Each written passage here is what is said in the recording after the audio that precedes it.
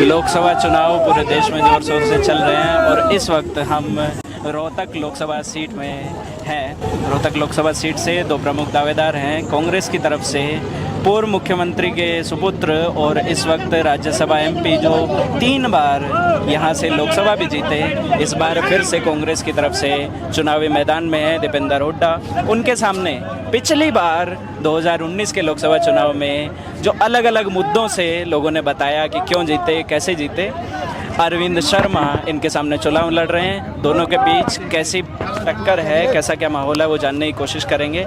फिलहाल हमारे साथ दीपेंद्र हुड्डा जी हैं। जी, आप विकास की बात कर रहे हैं। विकास में एक बड़ा मुद्दा आता है रोज़गार का।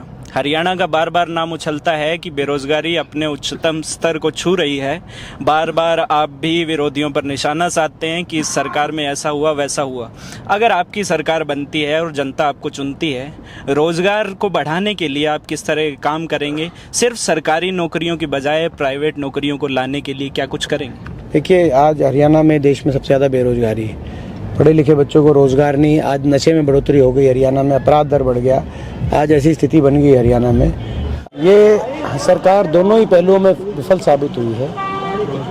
ना तो इस सरकार में निवेश आ पाया, कोई एक भी नया औद्योगिक क्षेत्र नहीं लगा। मुख्यमंत्री जी ने 10 साल पहले सरकार बनी थी, तभी ये कह दिया था कि कोई नया औद्योगिक क्षेत्र नहीं लगाएंगे। कोई इंडस्ट्रियल मॉडल टाउनशिप, जैसे हमारे समय में बड़े बड़े IMT स्थापित हुए हरियाणा में। IMT Manesar, IMT Faridabad, IMT रोजकामेव, IMT Kharkhoda, IMT Rohtak. तो ना तो उसमें निवेश ये सरकार ले पाई। हमारे समय 6 IMT स्थापित हुई थी, इंडस्ट्रियल मॉडल टाउनशिप। मानेसर के IMT उदाहरण है देश के लिए। आप जाके देखो, आप जो है अलग अलग रोहतक के IMT आप देख सकते हैं। आप सारी IMT देखें। और 4 थर्मल के कारखाने लगे बड़े स्तर पे बिजली के पैदावार बढ़ाने के लिए उस समय। और इंडस्ट्रियल इन्वेस्टमेंट में, निवेश दर में हरियाणा देश में नंबर 1 था।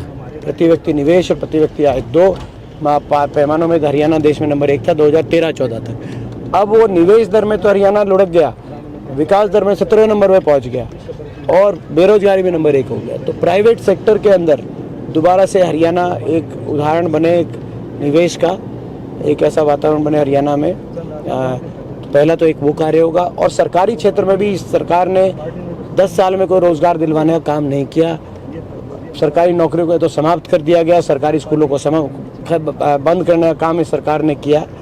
और आप देख रहे हैं कि हरियाणा में 2 लाख पद ऐसे हैं जो सरकारी पद हैं जो इन्होंने तो समाप्त कर दिए, खाली पड़े हैं। तो हम सरकार आते ही उन सरकारी पदों पर भी पक्की भर्ती निकाल के पारदर्शी रूप से और समयबद्ध रूप से उन पक्की भर्ती करके नौजवानों को अवसर देंगे, सरकारी क्षेत्र में भी और निजी क्षेत्र के अंदर, प्राइवेट सेक्टर के अंदर।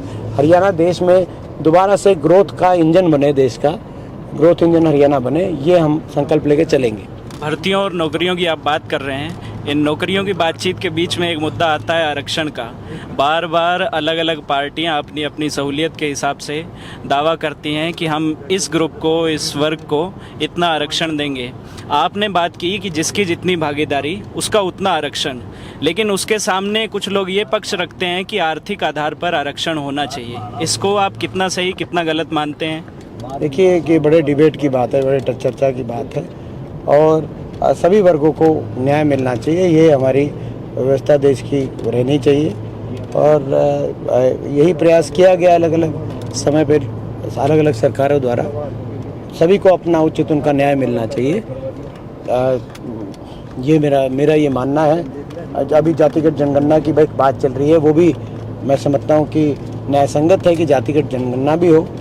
ये उसके भी कांग्रेस पार्टी ने पक्ष में, हमारे मैनिफेस्टो के अंदर वो बात भी है।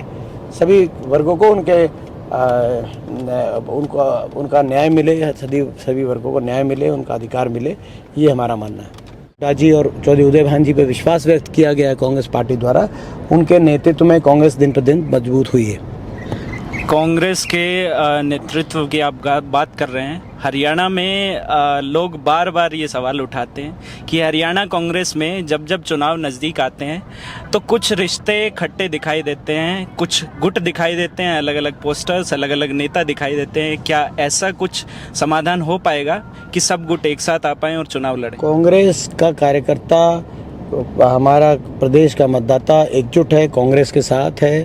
तभी आपने देखा होगा पिछले एक वर्ष में 40 से ज़्यादा पूर्व विधायक, पूर्व मंत्री, पूर्व सांसद, मौजूदा एक सांसद और 3 मौजूदा विधायकों ने कांग्रेस पार्टी को या तो शामिल हुए हैं या उनको समर्थन डिक्लेयर किया है। जो इतनी बड़ी स्तर पे ज्वाइनिंग कांग्रेस पार्टी में हो रही है, तो ये दर्शाता है कांग्रेस का परिवार हरियाणा में मजबूत है और एकजुट है, और एकजुटता से ही आगे चलेंगे।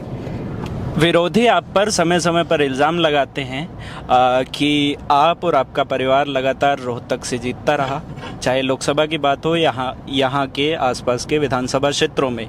एमपी लेड फंड्स की बात होती है तो मेरे पास आंकड़ा है कि रोहतक में आपने 55 काम, झज्जर में 42, रेवाड़ी में 2 और बाकी ज़िलों में 33 काम आपने किए।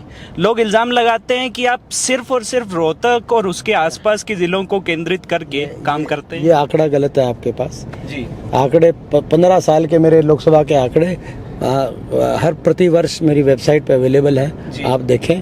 मैंने हर गांव के अंदर हर जगह अपना सांसद कोटा देने का काम किया है। और ये मैं समझता हूँ कि जब हमारी सरकार थी उस समय भी एक बात ये कही गई कि आपने रोहतक सेंट्रिक डेवलपमेंट करी।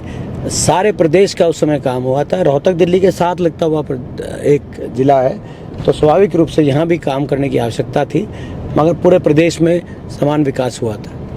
2021 में जब किसान आंदोलन हुआ और लखीमपुर खीरी का जो हादसा हुआ, उस वक्त आपको सीतापुर में डिटेन किया गया। तब आपने लोकअप से उस वक्त आपने ट्वीट करके कहा कि मुझे ये सरकार दबा रही है। उस वक्त क्या हुआ था, पूरा सिलसिला क्या था? वो तो लंबी बात हो जाएगी, हम पहुंच गए जी। मगर मुझे खुशी है कि इस सरकार में 2 बार जेल दर्शन हुए मेरे, किसान आंदोलन में भी और बेटियों के जो हमारे महिला पहलवान आंदोलन में, दोनों बार जेल के दर्शन हुए। और मैं समझता हूँ कि इस सरकार में जेल के दर्शन गंगा स्नान समान है।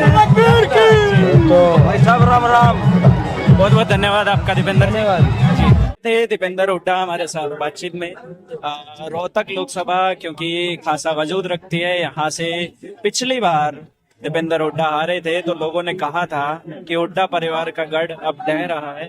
पिछली बार 10 की 10 लोकसभा सीटें बीजेपी ने जीती थी।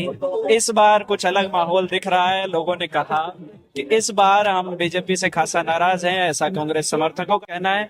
देखते हैं इस लोकसभा चुनाव में जनता अपना मत किसे देती है, कौन विजयी होता है और कौन फिर से हार के करीब जाता है। ये चुनाव में बीच में बातचीत चलती रहेगी।